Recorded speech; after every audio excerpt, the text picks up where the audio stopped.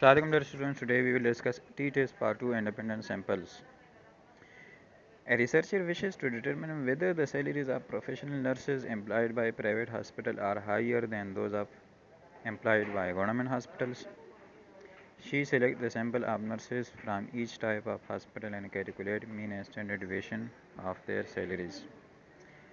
सवाल में पूछा गया कि एक रिसर्चर ये जानना चाहता है कि प्राइवेट हॉस्पिटल की नर्सेस की तनख्वाह ज़्यादा है या गवर्नमेंट हॉस्पिटल की नर्सेस। तो इसके लिए उसने दो अलग अलग सैंपल लिए, एक प्राइवेट से एक गवर्नमेंट से, और उसके मीन्स निकाले और स्टैंडर्ड डिवीजन निकाले।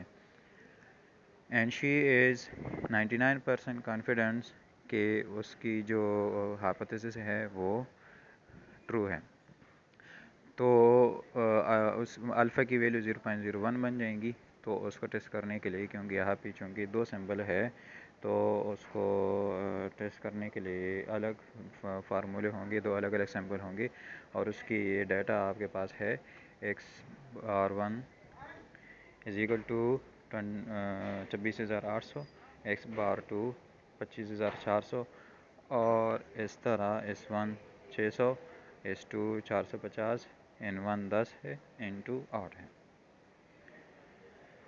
We know that standard deviation is unknown. We need find estimate for it. Standard deviation नहीं है हमारे पास, तो उसका estimate निकालने के लिए दोनों सैंपल के वेरिएंसेस को S1 S2 को यूज़ करेंगे, S1 square and S2 square. ये वेरिएंसेस है, स्टैंडर्ड डिवीजन नहीं है। उसको यूज़ करने के लिए हमारे पास फार्मूला है N1 - 1 N2 S1 square plus N2 - 1 N2 S2 square divide by N1 plus N2 - 2। तो इस कैलकुलेशन के बाद जो वैल्यू आएगी उसको कहते हैं पूल वेरिएंस, मतलब दोनों का कम्बिनेशन। स्टेप 1 में नल हाइपोथेसिस स्टार्ट करते हैं।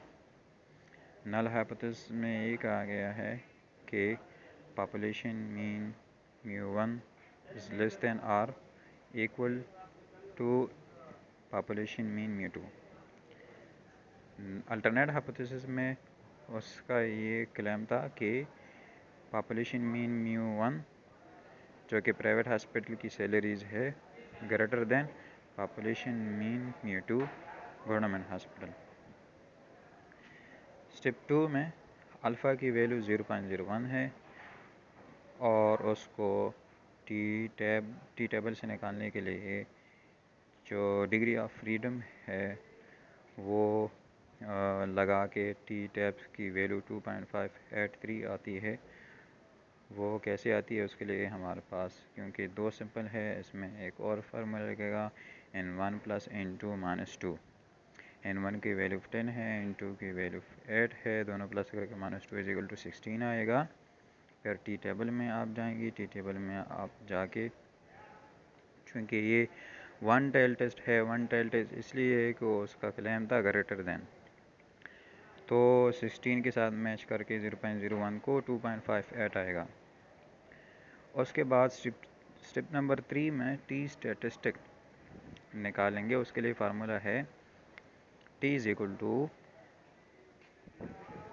x/1 - x/2 minus μ1 minus μ2 divided by pooled variance into 1 divided by n1 plus 1 divided by n2। ये सारी वैल्यूज है हमारे पास। इसमें कैलकुलेशन के बाद T स्टैटिस्टिक 5.47 आता है। स्टेप 4 में क्रिटिकल रीजन ये आपके सामने है। क्रिटिकल रीजन 2.58 लिमिट है, और जो वैल्यू है वो ग्रेटर देन 2.58 है, वो 5.47 आ गई है। तो इस वजह से उसको रिजेक्ट करेंगे, क्योंकि वो क्रिटिकल रीजन में आ गया, एक्सेप्टेंस रीजन में नहीं आया।